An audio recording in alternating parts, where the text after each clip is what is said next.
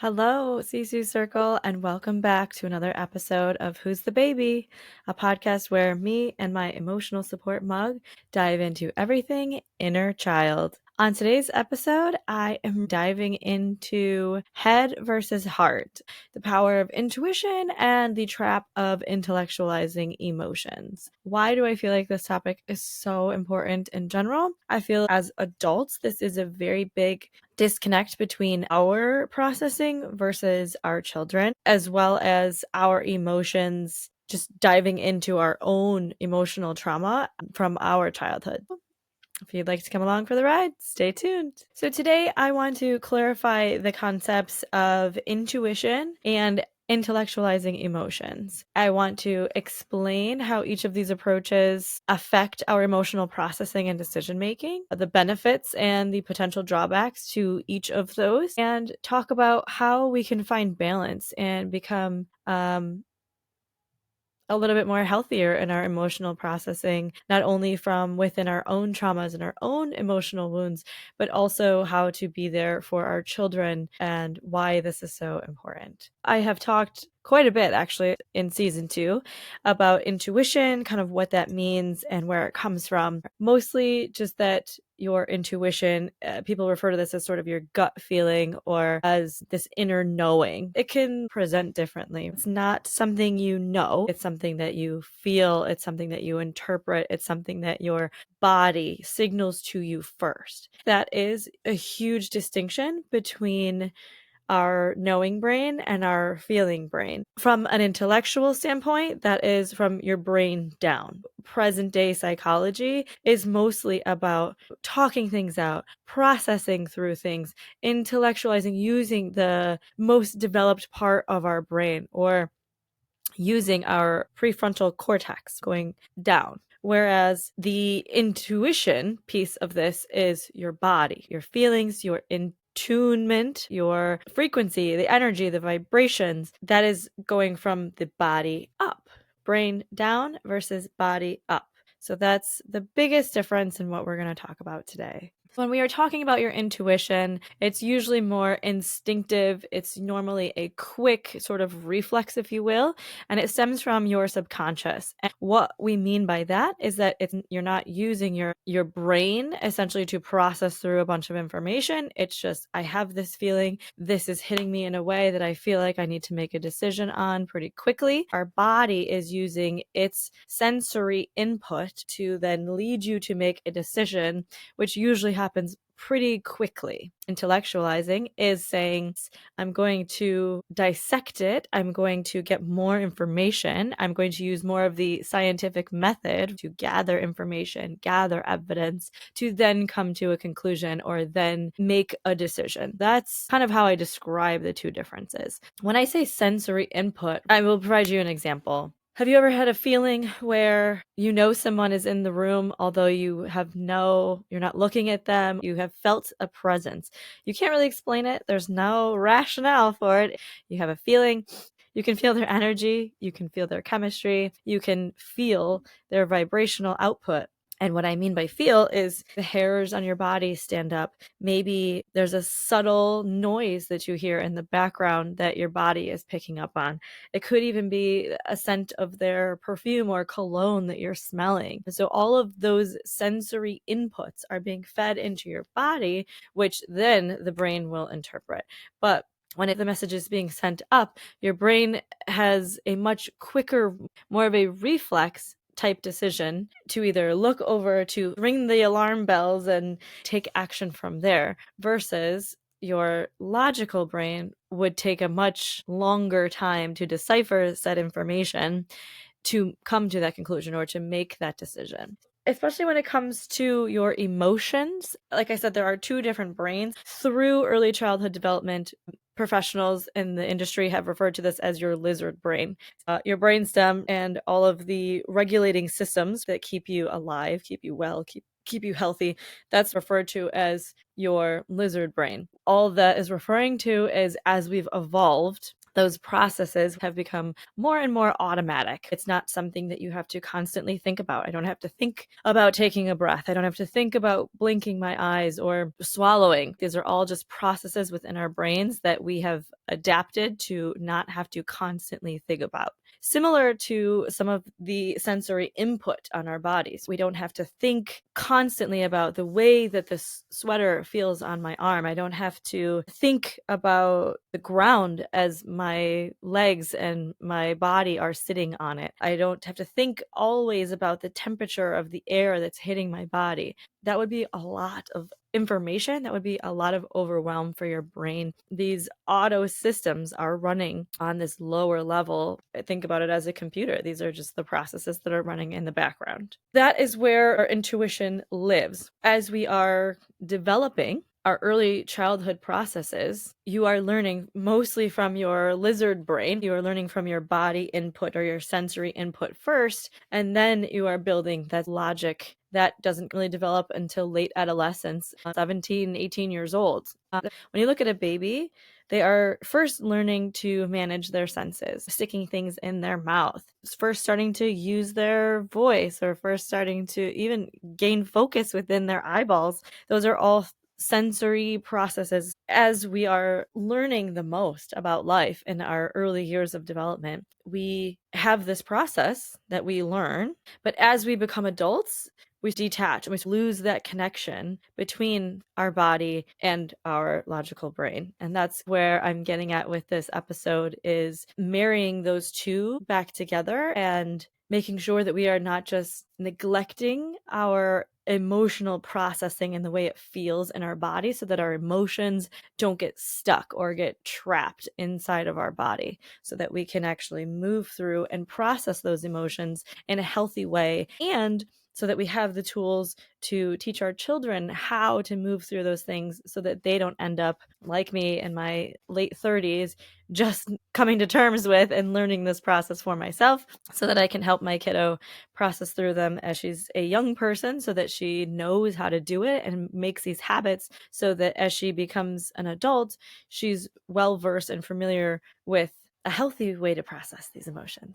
We all have a certain ratio of how well or how often we use our intuition versus our intellectualization. And everybody's number is obviously different. You might know someone who kind of uses more of their gut, uses their instinct, and that is just, bodily signals and past experiences that they've learned over the years to rely on. Usually this can be seen with people who have confidence and who are self-assured. And a great benefit to that is that you can feel a little bit more emotionally authentic. You can feel a little bit more spontaneous in the trusting within yourself and the believing in your ability to decide or decision make.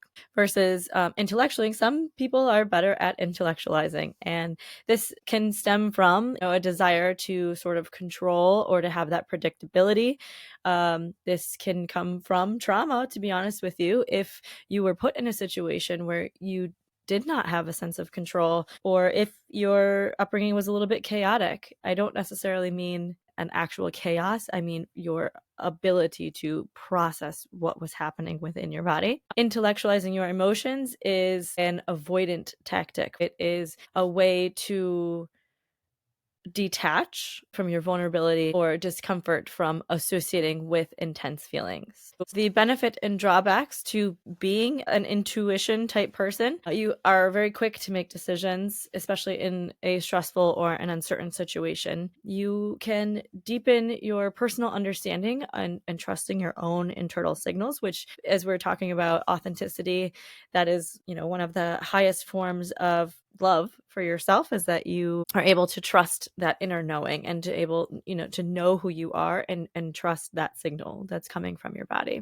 Some drawbacks, though: potential for emotion bias or making incorrect judgments or misconceptions quickly. You're just too quick to make judgments. You might have difficulty explaining to others about how you're coming to these decisions or making these judgments. A little less tangible evidence or information. Benefits to emotional intellectualization: provides a sense of structure and understanding, specifically in complex situations. It can prevent emotional overwhelm, which can create some mental distance between you and said problem, which may be helpful. Helpful in problem solving where emotions might otherwise cloud your judgment. So you're able to step away from the emotional attachment of it and make a decision in a more objective type of way. Some drawbacks, though, the suppression or disconnection to fully processing or resolve those feelings. It may create a habit of detachment, making it difficult for you to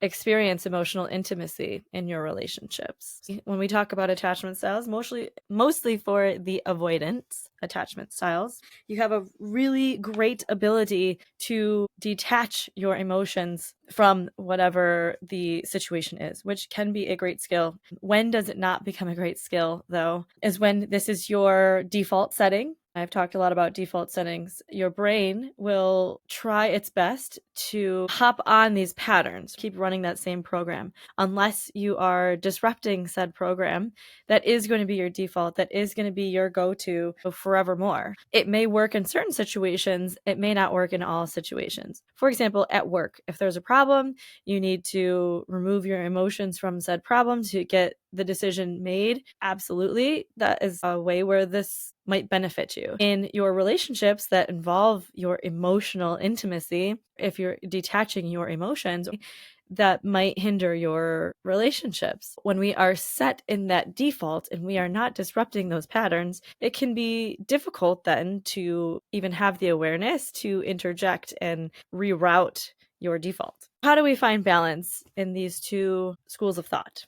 Practicing mindfulness, getting your body more in tuned into the physical cues. If you are someone who is able to detach and that's avoidant attachment style, what I mean by getting into your body, take the time to sit, meditate, and use that intellectual part of your brain to say, what is it that I'm feeling right now? And start looking at something very small, asking yourself a question like, how does the air feel on my skin right now? How does the ground feel under my bottom? How do my legs feel when they're crisscrossed this way? Or when I extend them out, do I feel more comfortable with my back upright or straight? Really getting curious and asking the very simple questions like that can really help you gain some body awareness. I always talk about journaling, as you know, getting any unfiltered thoughts and feelings out, writing without judgment, allowing yourself to do that, to just write whatever comes to your mind versus writing for what you think you should be writing is a great practice. It's very freeing once you practice it a few times and get the understanding of what you should be doing. If you are someone that's highly intuitive and needs some help with intellectualizing, reflection is really great. If you are jumping the gun and getting to some type of judgmental conclusion after the fact, say, how would I have done this differently had I had more information and gone to a more logical place versus an emotional place. I also want to touch base on this as to how it relates to being a parent and parenting your children because of that developmental piece. Whatever phase of life or stage your child is in, you as the adult have to have the awareness that they might not be able to meet you where you're at on the intellectual level. And as I said, most of that logical processing doesn't even start to develop until late adolescence, 16, 17 years old. We're talking kids, seniors in high school, or sometimes even college. So how do we help our children? This is a big disconnect in terms of our communication. I have a 6.5-year-old. I have to then adjust my process to a way that she might be able to understand. And that can be difficult because in my head, I'm like, oh, that's the logic of it. That's just how it goes.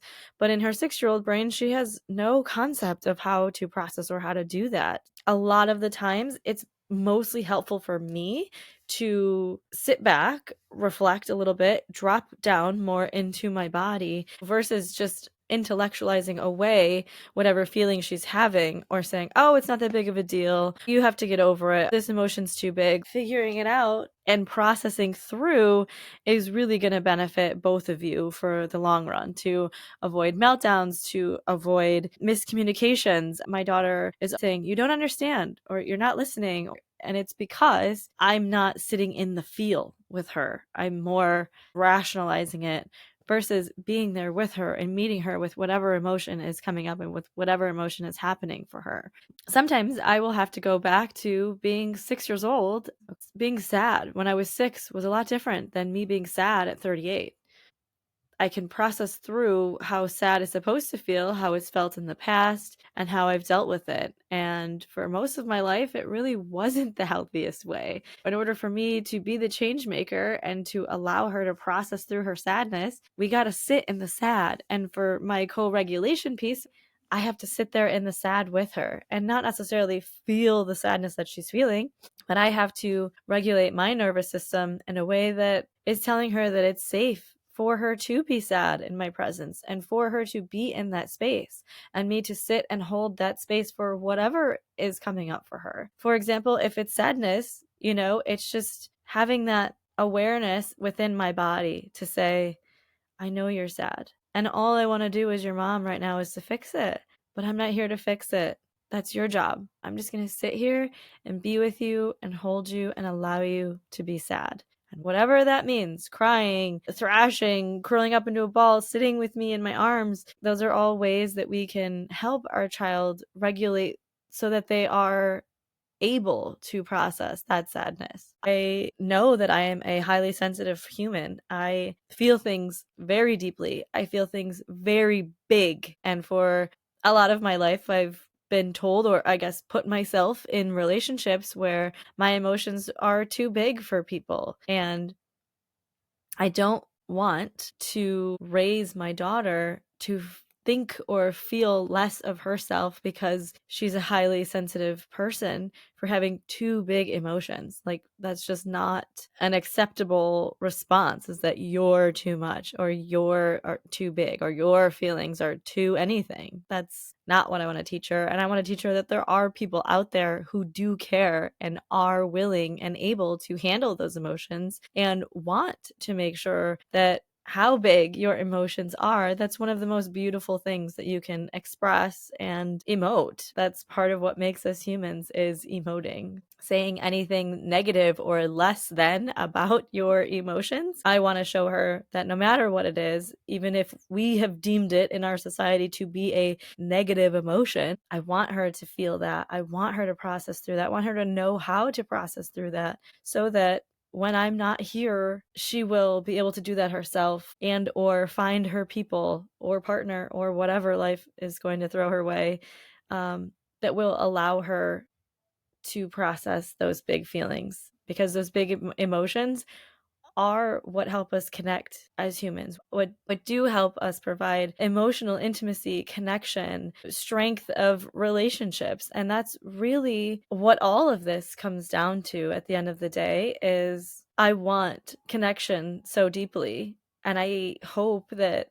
all of us humans do as well. And I think that's why this podcast is so important, is that in this society and in this day and age, we have learned to disconnect so well. I'm hopeful that this will help us come back to being a little bit more respectful, empathetic, hold space for one another in a way that allows for human connection. I think there is no other greater importance that we have as humans is to experience this life and to experience whatever it is that we're experiencing and to do it together. It's not to get to the next thing or to make the money or have things that we've collected, right? A house, a car, to be in this existence and to expand our growth and expand our capacity, to expand our learning, to expand our whole encompassing knowledge, being, awareness, all of it. This expansion is